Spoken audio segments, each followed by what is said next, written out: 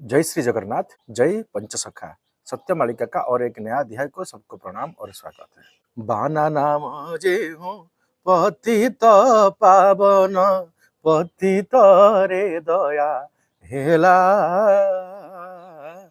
पचरा कनारे गरम रहीची बुझी सुझी बाबू खेला। महापुरुष अच्युतानंद अति सुंदर भाव में ये वर्णन किए कि बाना नाम जिहू पति तपावन, पति तरे दया हेला। क्या इसका अर्थ है? जब प्रभु जगत के नाथ जगन्नाथ जी की नीला चक्र का ऊपर आसमान पे जो ध्वजा उड़ता है, इसका नाम है पतित पावन। क्यों है पतित पावन? क्योंकि पतित लोगों को उद्धार करने के लिए, जो दीन दुखी रखी लोगों को उद्धार करने के लिए ये ध्वजा आसमान से नीला चक्र का ऊपर उड़ता है हर दिन। यदि ये बंद हो जाएगा तो ये सृष्टि बंद हो जाएगा। तो कितना सुंदर बात को महापुरुष ने लिखे, इसीलिए इसी ध्वजा का नाम है पतित पावन। और ये पतित जन को दया करता है।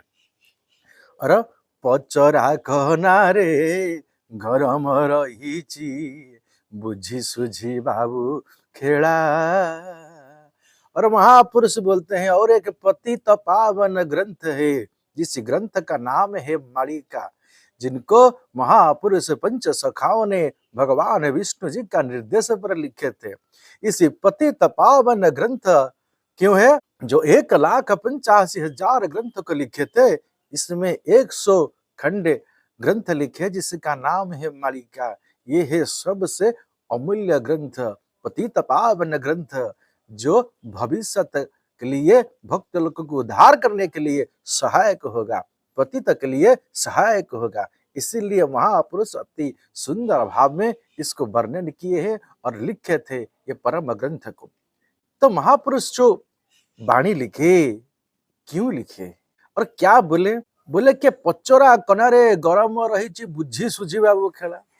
और बोले जो कपड़ा के अंदर जो ताल पत्ता का पोथी है ना, ये पोथी बहुत गर्म है। क्यों बोलते हैं प्रभु इसे? क्योंकि जब हम अन्न खाते हैं तो डायरेक्ट हाथ अंदर डालेगा तो क्या होगा? हमारा हाथ का नुकसान होगा, चोट लगेगा।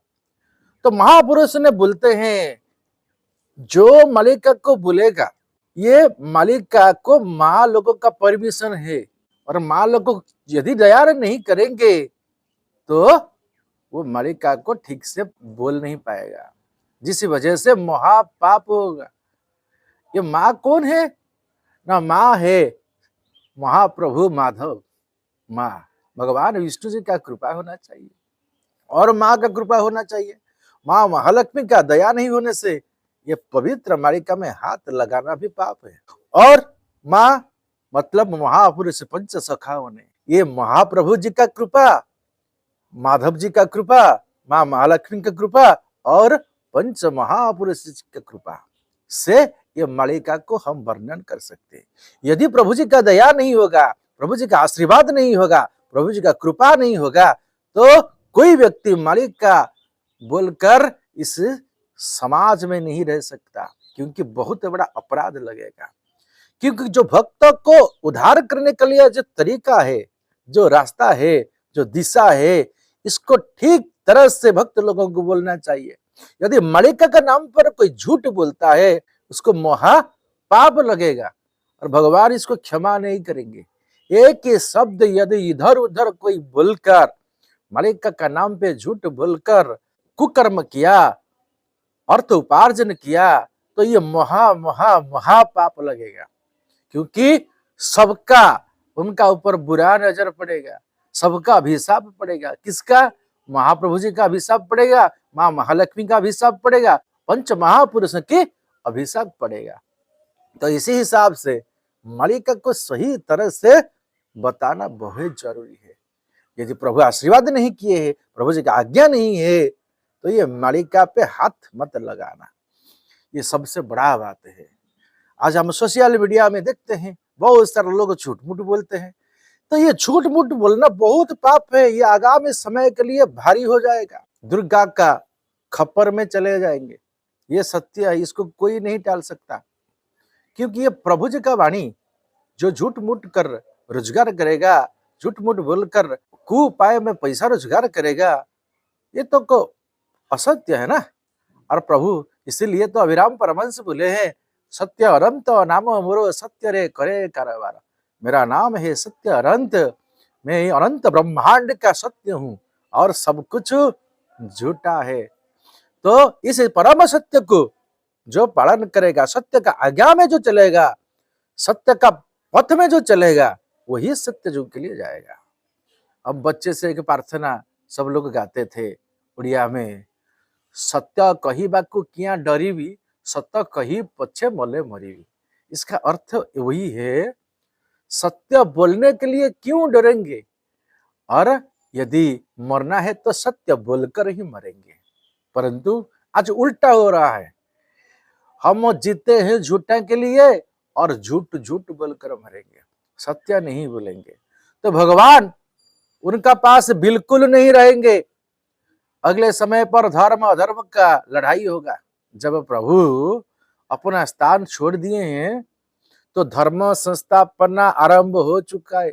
कोई समझे ना समझे, इसमें कोई लेना देना नहीं है। धर्म का रास्ता अलग, अधर्म का रास्ता अलग, और कैसे हुआ है और अगले समय पर सत्संग में बताएंगे। प्रभु जी महापरीक्षा करेंगे भगवान। क्यों?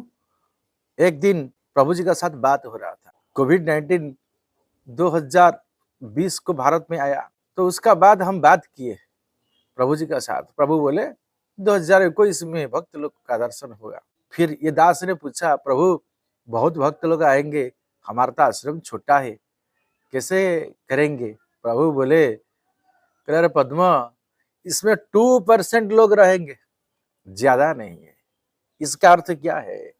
इसका अर्थ जितना भक्त प्रभु जी का साथ आएंगे दर्शन करने के लिए, सब भक्त नहीं है। सब दर्शनार्थी हो सकते हैं परंतु भक्त नहीं हो सकते।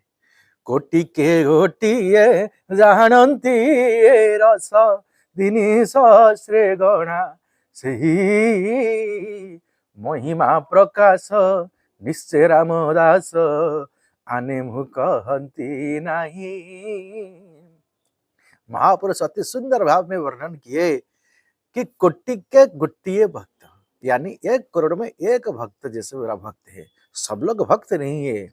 जगन्नाथ धाम को हर दिन लाख लाख लोग जाते हैं, द्वारिका धाम को लाख लाख लोग दर्शन करते हैं, बद्री धाम को हर दिन लाख लाख लोग जाते हैं, रामेश्वरम को हर दिन लाख लाख लोग जाते हैं, परंतु सब भक्त नहीं है, सब दर्शनार्थी है।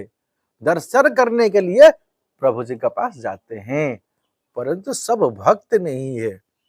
जिनके लिए प्रभु अपना भंडारा खुली है, जिनके लिए स्वयं दर्शन देते हैं, वो सब लोग भक्त नहीं है। प्रभु सबका अंदर में है, इसीलिए सबको दर्शन देते हैं, वो बात अलग, परंतु सब भक्त नहीं हो सकते हैं। प्रभु जी का भक्त 1 करोड़ में 1 जैसे पवित्र।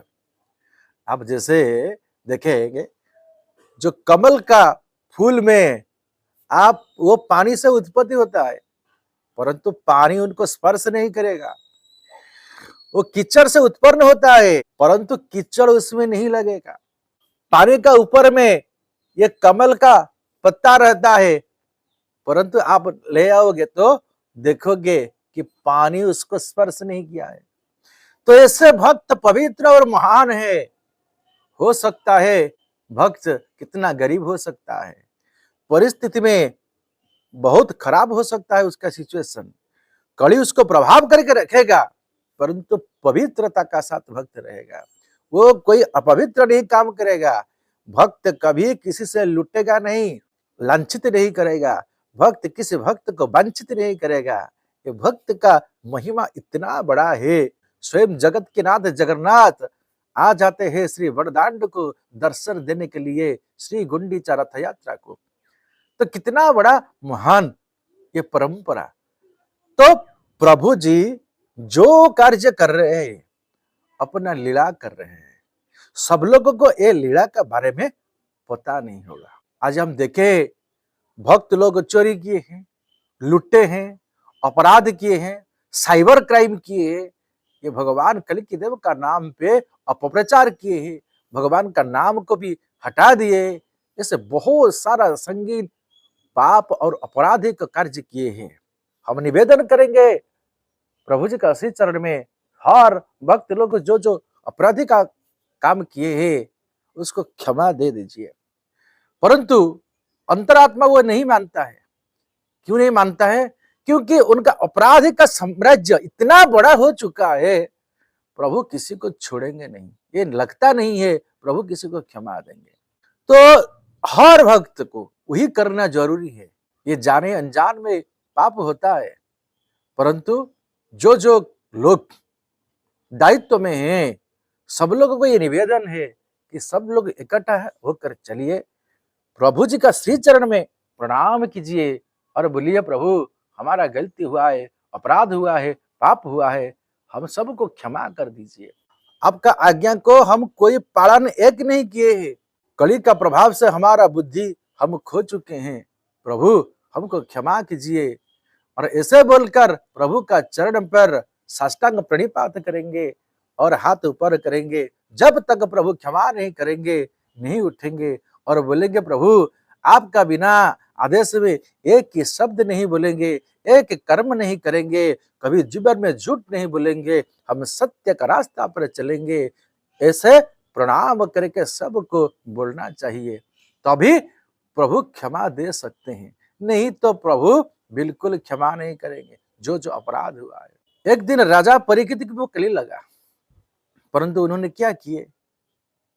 जो श्रृंगी ऋषि का अभिशाप था, 7 दिन का बाद उनका मृत्यु होगा। फिर राजा परीक्षित ने चार तरफ घूमे और सब साधु संत ऋषि मुनि को चरण को प्रणाम किए।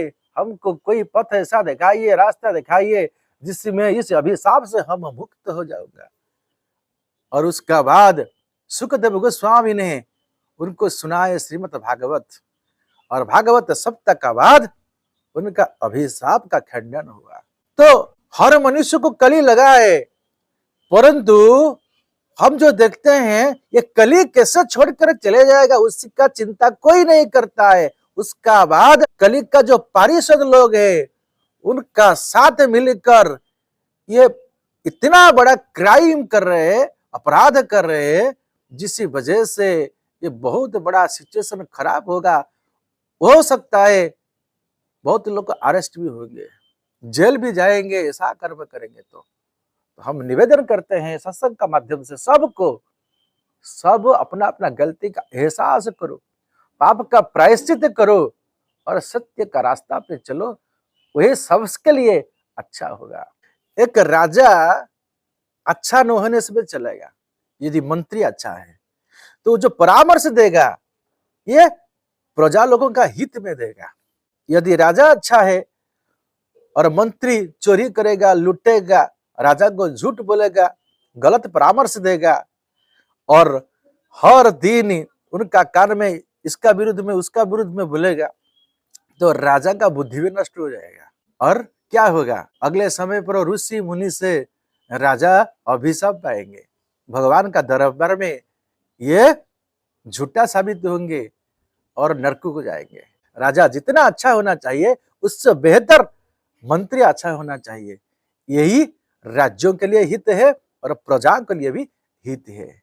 आज सत्संग का माध्यम से हम विनती करते हैं, अनुरोध करते हैं सब भक्त लोगों को इस पवित्र धारा को अवलंबन करो और कल की महामंत्र जो श्री गुरु माधव अच्युतानंद के 13 जन्म ने सृष्टि किए थे, वही पवित्र कल की महामंत्र राम हरे कृष्ण हरे राम हरे कृष्ण हरे राम हरे कृष्ण हरे अनंत माधव हरे, और उन्होंने दिए थे पवित्र माधव एकाक्षर नाम। ये पवित्र नाम को भजन कीजिए और घर घर में गीता भागवत पढ़िए और सत्य शांति दया क्षमा मैत्री का रास्ते को अवलोकन करिए, वही सबके लिए अच्छा होगा। आज के लिए सत्संग को वहीं पर विराम देते हैं। जय श्री जगन्नाथ, जय पंचसखा, जय श्री माधव, जय श्री माधव, जय श्री माधव।